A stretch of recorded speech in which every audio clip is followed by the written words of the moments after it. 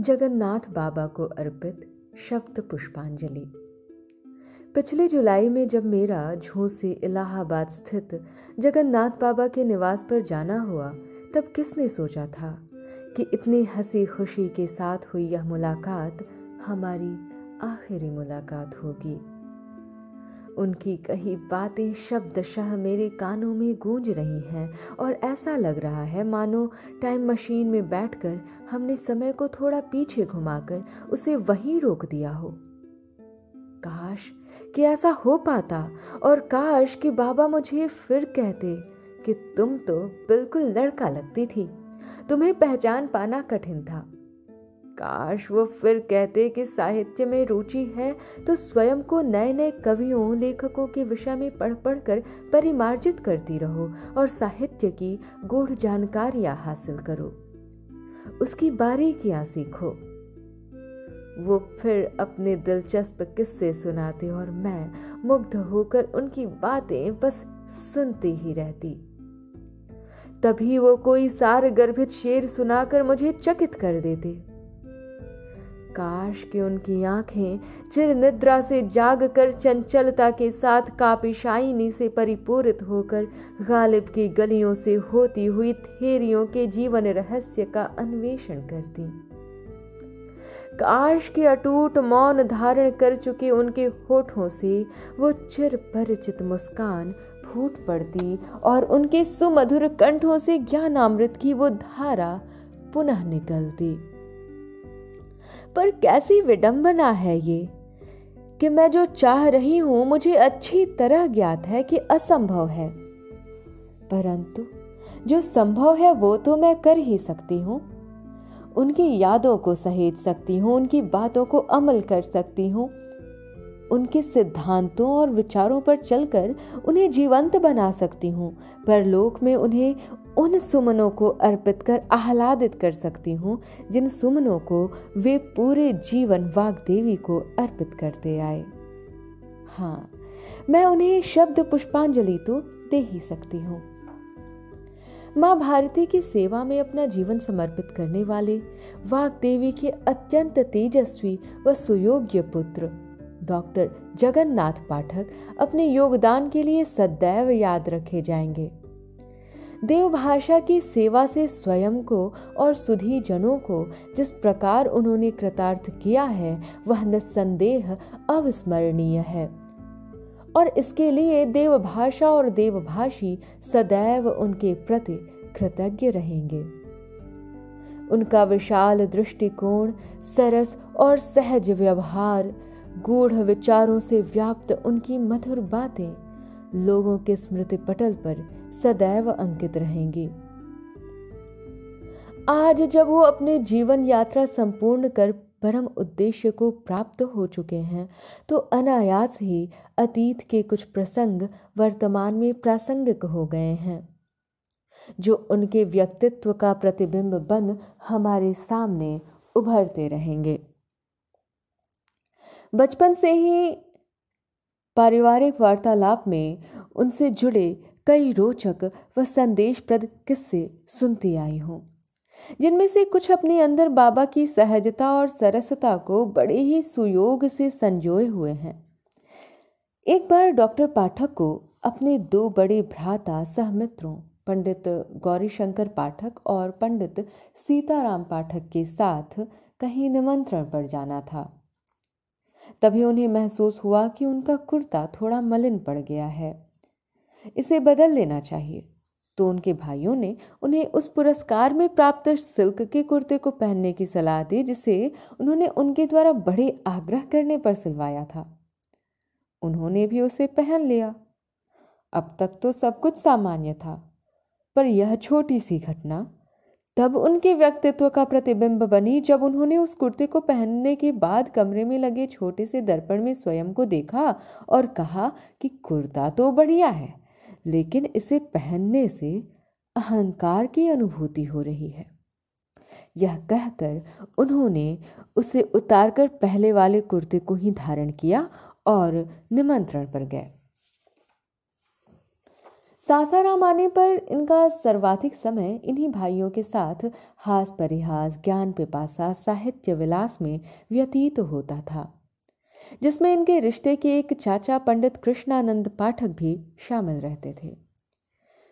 इस समूह में समसामयिक बातें भी बड़ी सरसता से होती थीं। इन सब से इनका गहरा लगाव था और इसकी पुष्टि तब हो जाती है जब इनकी पुस्तकों में इनके मित्र पंडित सीताराम पाठक की पुनः पुनः चर्चा होती है। सासाराम में इनके और भी कुछ खास मित्र थे, जिनसे मिलने और बातचीत करने में वे बड़े उत्सुक रहा करते थे। जिनमें से एक दुबले पतले, काफी लंबे, गौरांग, सुरुचिपूर्ण व्यक्तित्व के धनी सलाम साहब थे, जिनसे उर्दू, फारसी जैसे विषयों पर चर्चा हुआ करती थी। जनाब शराफत हुसैन, जो कि ईरान में फारसी के प्राध्यापक थे और सेवानिवृत्ति के बाद सासाराम में अपने अनुज डॉक्टर वजाहत हुसैन के साथ रहा करते थे, उनसे फारसी भाषा और साहित्य से जुड़ी बातों का आदान प्रदान करके वे बड़े ही संतुष्ट हुआ करते थे। अपने हमउम्रों के साथ ही साथ इनका रिश्ता अगली पीढ़ी के साथ भी बड़ा गहरा था। इसका प्रमाण मुझे तब मिलता है जब मैं अपने पिताजी श्री मंगलानंद पाठक से उनके बारे में पूछती हूँ। तब उनकी आंखों में जो चमक होती है और चेहरे पर जो गर्व की रेखा उभरती है, उससे स्पष्ट होता है कि उन्हें अपने चाचा से कितनी प्रेम, वात्सल्य और आत्मीयता मिली है।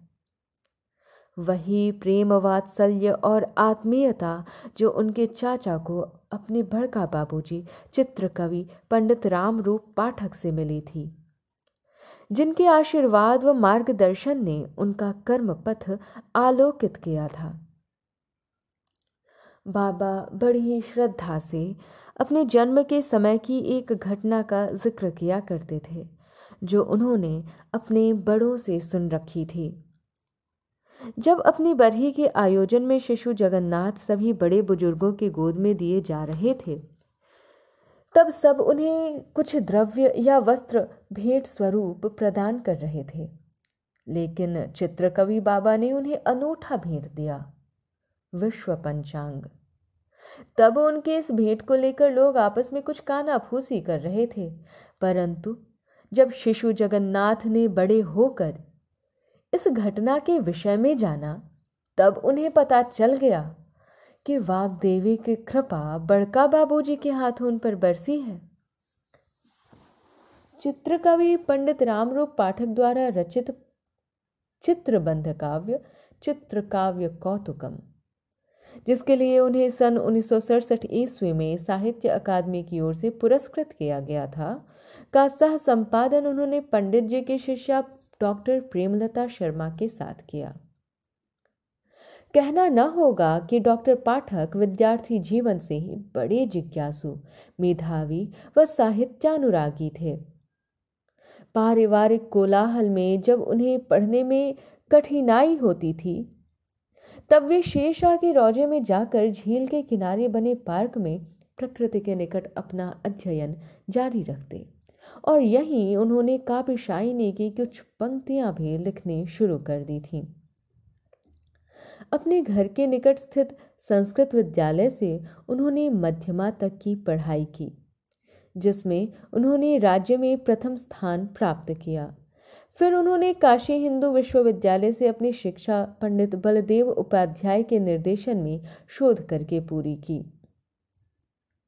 चार भाइयों में सबसे बड़े डॉक्टर पाठक ने समाज के प्रति अपने उत्तरदायित्व का निर्वहन करते हुए अपने परिवार के प्रति भी अपने उत्तरदायित्व को सजगता और सहृदयता से आजीवन निभाया, जिसमें उनकी जीवन संगिनी पानकली देवी ने उल्लेखनीय भूमिका निभाई।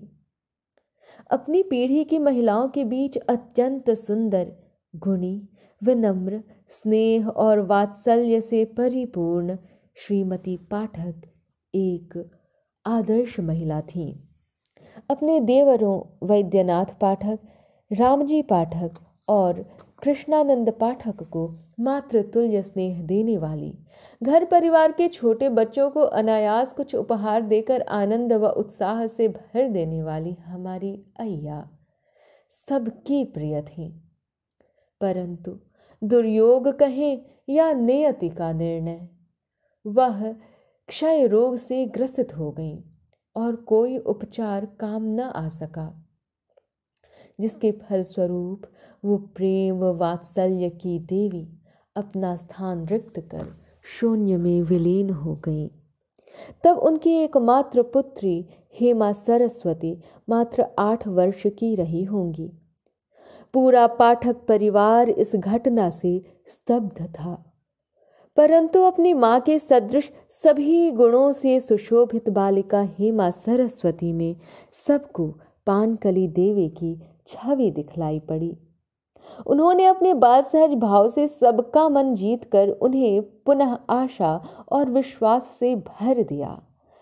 अपने सभी स्नेही जनों के साथ गहरा लगाव रखने वाली हेमा बुआ को देखकर मेरे मन में अय्या की जो तस्वीर उभरती है वो मुझे प्रेम व श्रद्धा से भर देती है। हेमा बुआ की 2 पुत्रियां मस्तकमणि और शीतलमणि वृद्धावस्था में अपने नाना के शक्ति एवं ऊर्जा थीं। बाबा हम बच्चों को प्रायः कहा करते थे कि कोई गलती करे उससे पहले ही रोक लो और किसी के प्रति मन में कोई द्वेष पालने से बेहतर उसे माफ कर दो। संसाधनों का दुरुपयोग उन्हें सख्ती से नापसंद था और फिजूल खर्ची को तो वे व्यसन की तरह दोषपूर्ण मानते थे। उनके अंदर की एक टीस जिसे वो समय समय पर व्यक्त करते रहे वह थी हर किसी चीज का बाजारीकरण, यहाँ तक कि अंतर्मन की अभिव्यक्ति कविता का भी। उनकी एक आर्या में उनका दर्द कुछ यूं दर्शित हुआ है। श्रुतवानस्मि जनेभ्यो नगर क्षेत्रादुपागतेभ्य इदं विक्रेतुं स्वाम कवितां विपणिं गत्वा जगन्नाथः। इसके साथ ही साथ वे साहित्यकारों को भी सचेत किया करते थे कि साहित्य सुंदर को अभिव्यक्ति देता है तो वह मात्र सुंदर होकर न रह जाए, वह शिव भी हो और उसका मूल आधार सत्य हो। शब्दों की थाम के उंगली साहित्य की वीथियों से गुजरा बचपन, भाषाओं की आत्मा को जोड़ता सेतु निर्माण में बीता जीवन। सादगी जीवन की पूंजी थी, त्याग सफलता की कुंजी थी। जो किया अर्पित या जो भी प्राप्त हुआ सदा वाग्देवी को ही किया अर्पण। भाषाओं की आत्मा को जोड़ता सेतु निर्माण में बीता जीवन। नए खोज हेतु पिपासो दृष्टि विच्छित्त पूर्ण, थेरियों सी संतुष्ट दीवाने गालिब सी कापिश सी काव्यपूर्ण। सहज ही जोड़ती थी खुद से करती हुई गहन संवाद के उन्नत पथ पर आरोहण। भाषाओं की आत्मा को जोड़ता सेतु निर्माण में बीता जीवन, सेतु निर्माण में बीता जीवन।